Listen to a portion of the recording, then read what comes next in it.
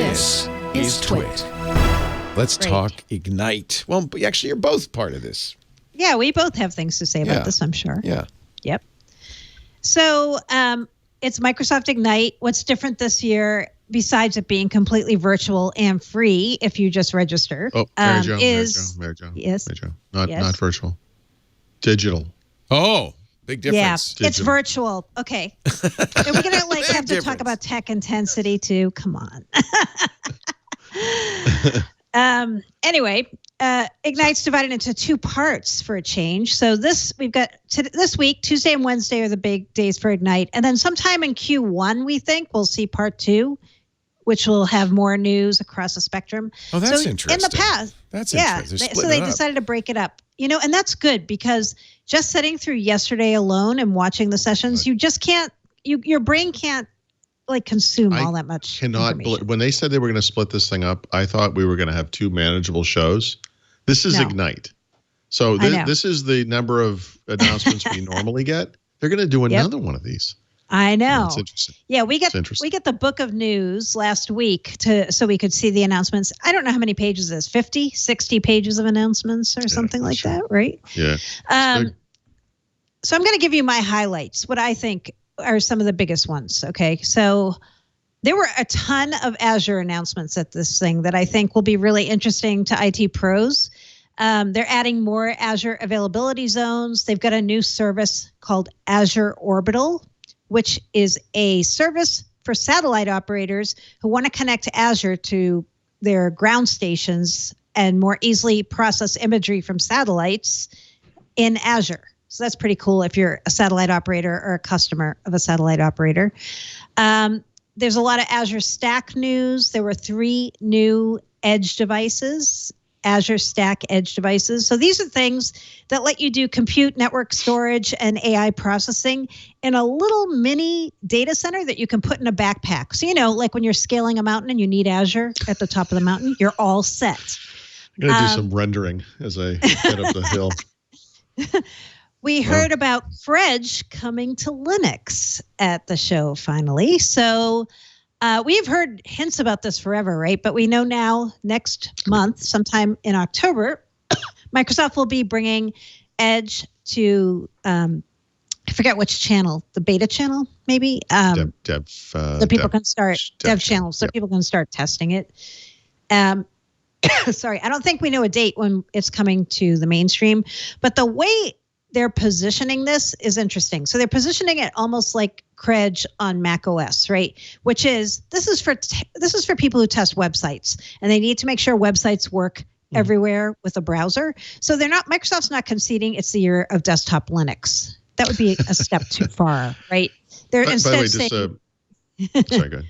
Go ahead. No, go ahead. Just related to this is not in the notes, but Lenovo announced today that they're going to offer Ubuntu Linux pre-installed on virtually all of their new ThinkPads and ThinkStations, which are the desktop versions of ThinkPads. Yep. That's pretty interesting. Sometime back in, I want to say May or June, they had an announcement about doing this in workstations, and that makes sense because of all the scientific and engineering type stuff you do in Linux. But once you bring them to mainstream devices like ThinkPads, I mean, it's interesting. They are focusing on developers. I want to be clear about that. They're not traditional business use cases or anything like that. But, I mean, all the drivers, all that stuff, it's a big deal. Being able to get Linux on a top-tier PC Maker machine, I know Dell does this as well, is huge for people who care about that platform. So kind of an interesting coincidence. Definitely. Yep. What else? Other news. Surface Hub 2S, the 85-inch version. That really, really big Surface Hub, not the 2X, just the 2S. That's going to be available in the U.S. starting in January 2021. So this is a kind of a weird timing thing, right? Like not that many people yet going back into offices, but if you are, or if you have a giant home like a McMansion and you want your own Surface 2 Hub S 85-inch. And you have $22,000 to spare. Exactly. So did you notice how they were marketing this thing, by the way?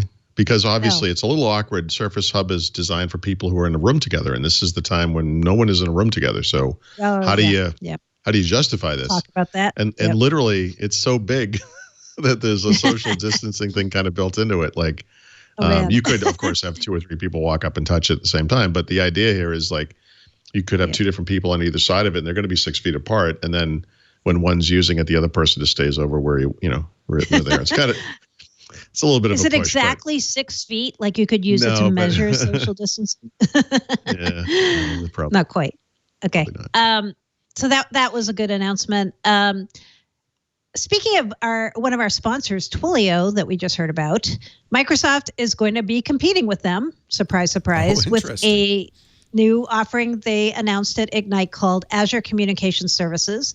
So what they're doing is taking the voice, the video, the SMS, text messaging, and calling capabilities that are the same ones that power Microsoft Teams, and they're going to split them out and make them available to developers who want to embed them in their own applications. So, AWS does this too with Chime.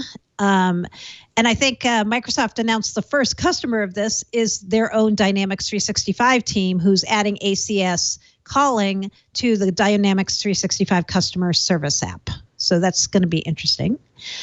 They announced a major rebranding because it's not an Ignite without a rebranding for all their security products. So you know how Microsoft has all these different security brands and it's super confusing. Like, what is this? It's got the name Defender. Is it this or is it this?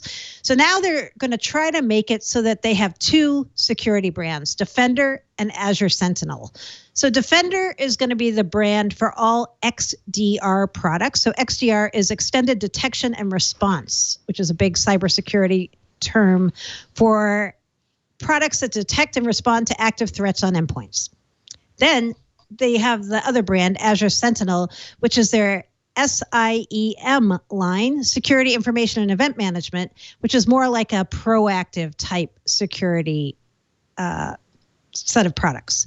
So I think it's good because whenever I see a security announcement from Microsoft, the first thing I have to do is figure out what is this because of all the crazy names they've had. What else? Project Cortex. How did I not talk about this yet? This is huge. So Project Cortex, Microsoft's knowledge mining service that they've been talking about for a couple of years now, and it was supposed to be out this summer and didn't come out this summer, is going to come out starting in October 1st, but in a very different way than a lot of us had envisioned. They're going to break it up into piece parts instead of make it one giant integrated centralized service. And the first piece part that's going to come out is branded SharePoint Syntex, SYNTEX.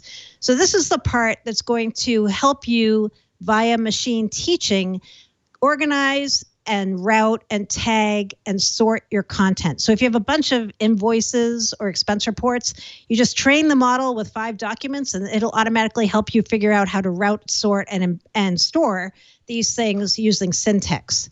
And Syntex is going to be available as an add-on to any Microsoft 365 commercial plan for $5 per user per month. What else? There's so many things. There's an endless list. Oh, Teams. Okay, so Teams. Please. I was going to say, Teams got more features than everything else combined. It really did. Yep. Like Paul put in the show notes, roughly 1,000 new features for Teams, pretty much. Yeah. That's unbelievable. Yeah. Every month we hear about new features for Teams, it feels like a lot of incremental things, a lot of things that they had talked about on the roadmap being delivered. So at Ignite, the list of features for Teams is it goes on and on and on for pages. There's all kinds of things around new calling plans, new together mode scenarios. Together mode's that weird thing where everybody sits in a thing that looks like a stadium and you can see everybody's heads at once in a meeting. Yep. They're going to have a coffee shop one now, so that you can meet in a coffee shop if you'd rather do it that way. And conference rooms, and they're going to have some other similar things like that. Breakout rooms where you can kind of split off a Teams meeting into a little private room and have a separate discussion is coming in October, which I think is going to be a very interesting feature for a lot of companies. Touchless meeting experiences for people who do have to go back in the office. They're adding a lot of voice enabled capabilities so you don't have to actually go up and touch Teams devices to set up a conference or start a meeting. So that'll be very useful if you're in the office. There are a lot of they had the head of Headspace, the meditation app, speaking at Ignite. I'm surprised you brought this up. Yeah, I thought this part of it would be building this in. It's weird.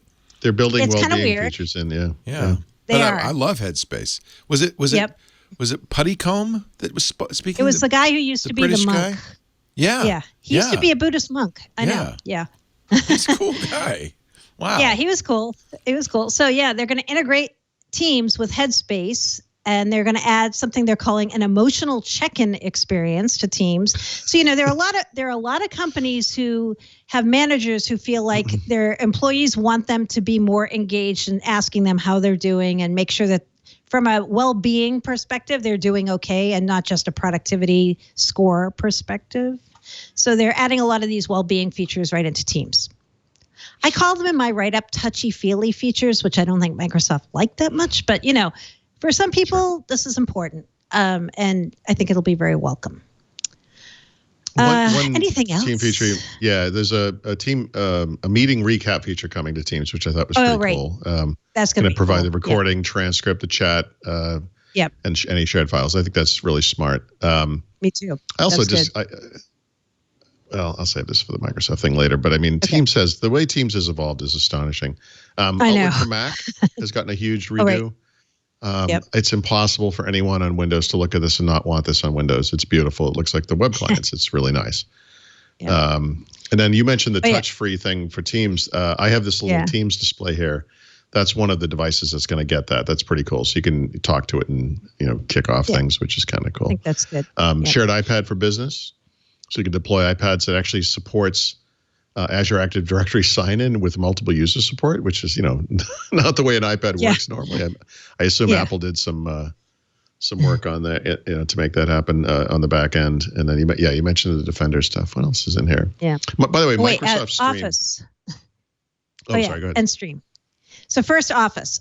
So if you're somebody who uses a perpetual version of Office, where you're not subscribing to Office 365, guess what? You are going to get another client. You're going to get one for Windows and one for Mac, and it's coming out by the second half of next year. And if you're also one of those companies who is using Exchange Server, SharePoint Server, and Skype for Business Server as an on-premises kind of thing, you also are going to get a new version next year. But there's a catch. You're like the Oprah of Microsoft 365. I know. You get a server. Get it. What do you call it? Yeah. But if you're one of those people who want that server in the second half of 2021, the new catch is you have to buy a subscription license, not for the server itself, but for the support, the product updates, and the time zone patches. And before you say, I don't care about those things, you have to buy the subscription to get the on-premises products. And what were you going to say about Stream? I know there's something major with Stream. Right? Yeah, so Microsoft Stream is Microsoft's video service for Microsoft 365, right? And so it's sort of like YouTube. But one of the things, it's cool because it integrates with everything. So I actually used it a bunch this week because I was recording interviews with some Microsoft 365 customers in Microsoft Teams, and so you record the meeting, it goes to Streams. Then I can share it with people I work with or have it set up for that automatically. But the problem is it's the top level UI is okay. But once you dive in, like I wanted to figure out how can I get this to other people I work with? You would think that would be the simplest thing in the world. And it's ridiculously difficult. I spent half an hour with a coworker going back and forth trying to figure out how to make this work seamlessly. And then I read the description and saw the picture of what it's going to look like. They're going to make it look like SharePoint / OneDrive for business on the web. And it's going to be much easier to deal with. So in other words, they're going to treat videos like they treat documents today in OneDrive. You can select it, say who you want to share it with, just make it super simple. So I don't know the date on this. I guess it's the coming month. So it's one of those things where they're going to transition people over time. I can't wait to get this because based on my experience this week, Stream is a great service, but the UI is a little tough, and it looks like that's the thing they're going to fix. Okay, cool. So if you there's lots more, Cortana. And you can, Cortana is getting some more functionality around Teams meetings and Play My Emails on Android. Even on Windows 10, a little bit. Yeah, even on Windows 10. Yep. I think those are my highlights. I think those are the highlights. Well, I mean, wow. Look, I think we did bury the lead. I hate to say it. This is maybe arguably bigger than Bethesda, but all right. Thank you, Leo. Thank you. Crazy. It's not crazy.